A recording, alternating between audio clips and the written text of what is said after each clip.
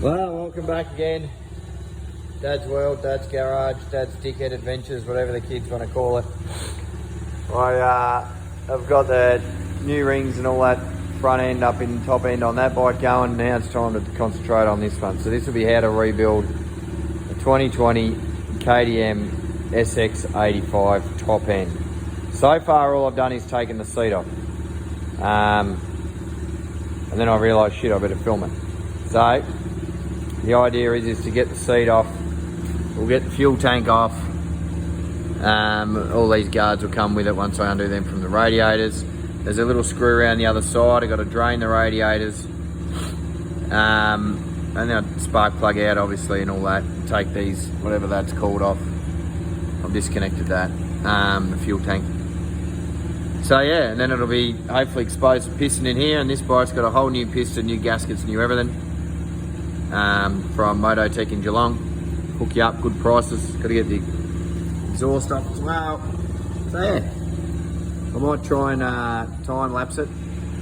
But we'll see how we go, and wish me luck.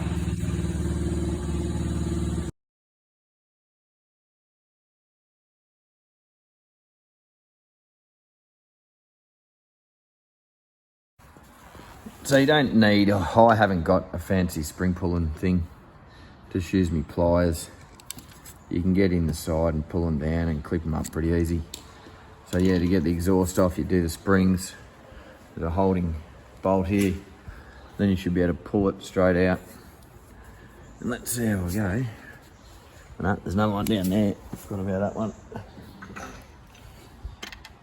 So we get this sucker off here. Is it this one? No, this one.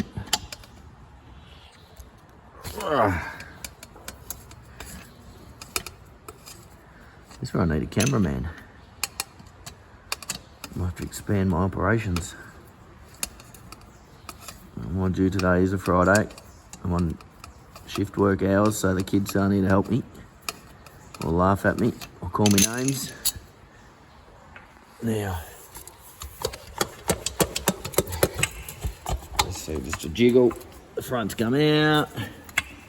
The back needs a bit of loving. Let me just put this in for a second.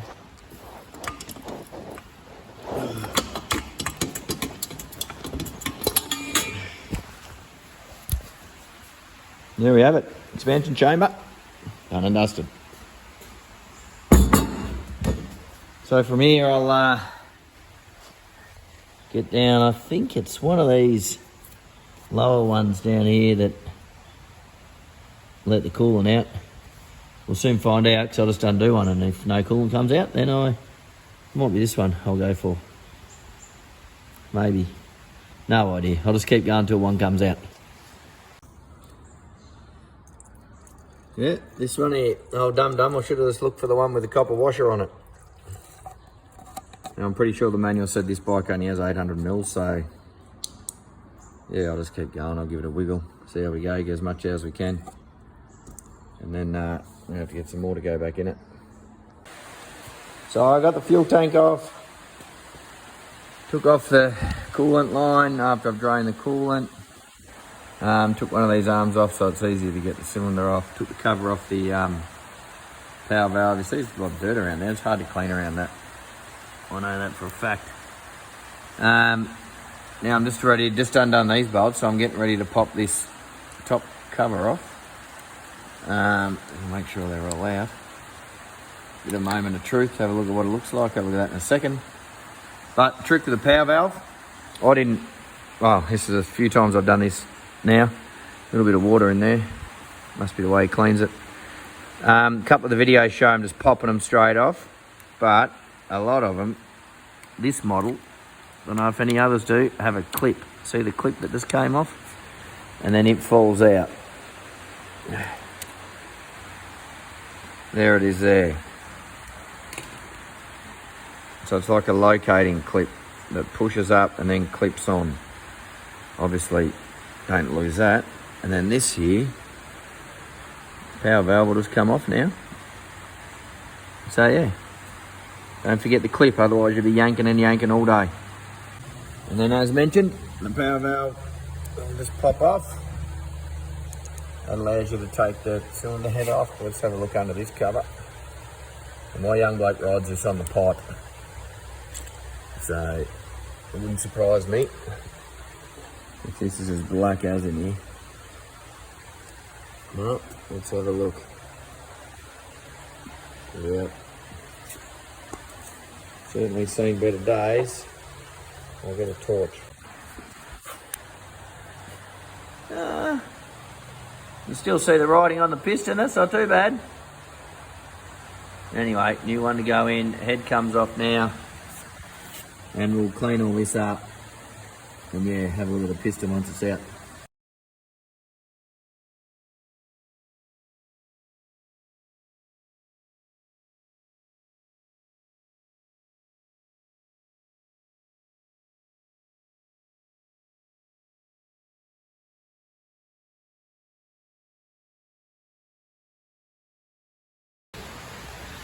Heads off.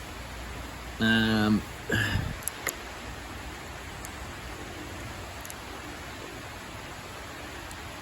the old piston doesn't look too bad. The ring looks in good nick. This one's done about 70 hours. Yeah, look, there's some burn marks there. That's what I expect when it goes bang bang. The actual piston itself looks okay. Now I've got to get this bitch ass little clip out in here so I can pull the rod out. We've got a new bearing in that. And while it's out, I'm just going to check. I did see a video on how to check to tell when your bottom end's on the way out. And you got a little bit of sideways movement in this con rod, but if it can go up and down, it's on the way out. So I don't believe, I'll talk about it a bit later, but I've got different theories. People say 50 hours top end, 100 hours bottom end. That's a load of shit, in my opinion. Working with oil and making oil. Oil's getting better and better. This bike's done 150 hours and I just did a quick feel there, the bottom end's still got shit loads in it. You can tell by this big end bearing that's in here. So anyway, I'll get this piston off. We'll have a look at the parts. We'll have a quick look at the head. There's a few little marks in there, but little burn marks. Nothing real. Oh, shit. There's the torch. Nothing too serious for me. Just give it all a clean up. Anyway, I'll get this piston off and we'll get back. Have a look at it.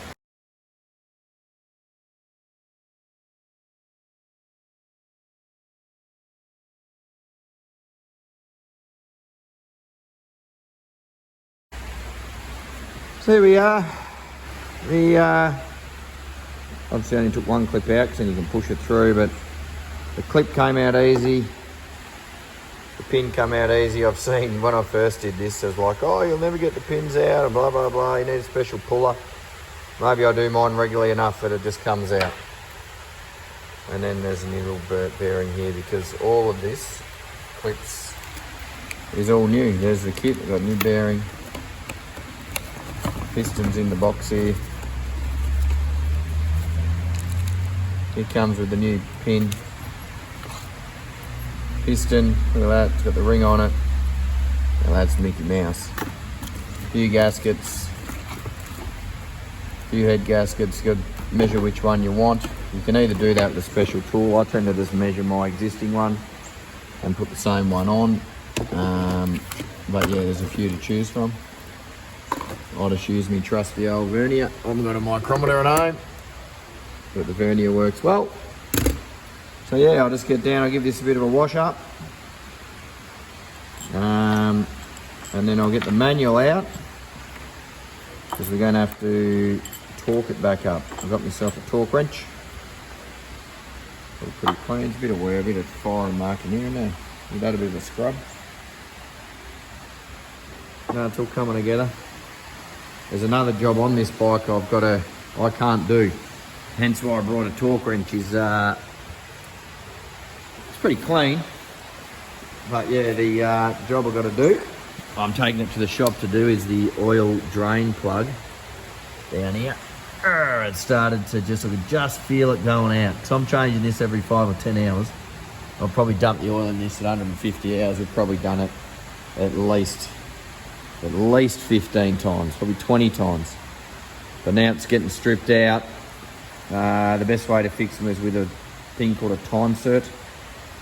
So $500 for the tool, or you just go to the shop and they do it for a couple $100. One-off thing, so I don't think I'm going to buy the tool. But I'll get to washing this bike, washing the parts.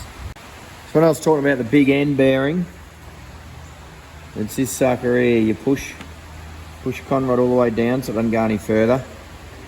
You feel your sideways movement. There's a little bit there, which is okay, but it's your up and down movement. If you can actually feel anything when you're trying to pull it straight up, which I can't,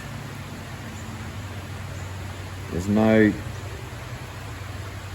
play at all in that.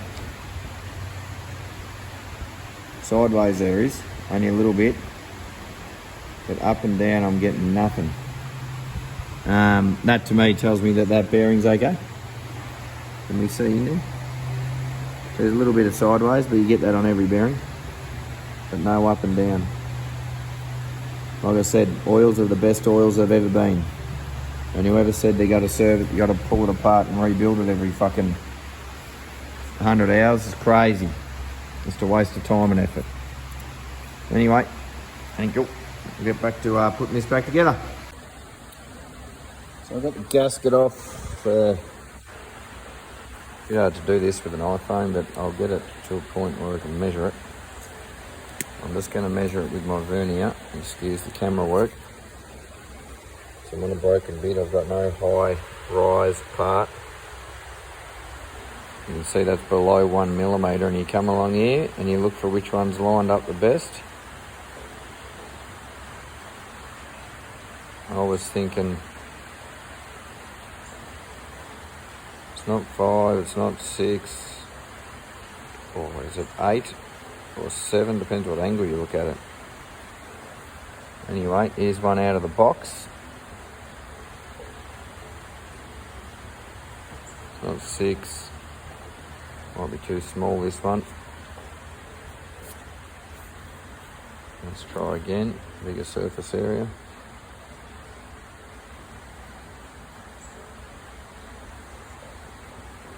Yeah, 8. See, the 7's not quite there. So slightly 0.0 bugger all. So that's the one that I'm going to put back on, this one here. It'll go straight back on there after a bit of a clean-up. New gasket on. Time to get the piston on. You see, got a little bit of oil in the lid there, just to oil everything up so everything slips in and it all goes together just nicely. This might take me a while, so I'll put it on a time lapse.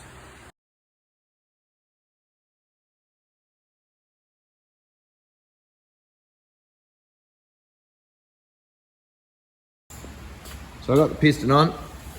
One thing to take note of, I've got to give it a clean, but see the arrow? The arrow points to the exhaust. So the exhaust is out the front of this bike. So that's what it points to. So now I get a bit of oil on this and I'll try and get the head back on.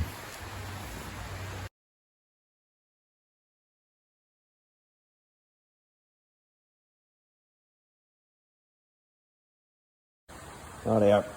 Got the cylinder head back on. So the piston works freely. Took a bit of effort, but I got it on. Arrow pointing to the exhaust. Now I just got to get all the bolts on. There's a little tricky one in this bastard here. So yeah, I'll get them on, I'll get the top cover on. Yeah, I'll probably see you when it's all back together. See how we go.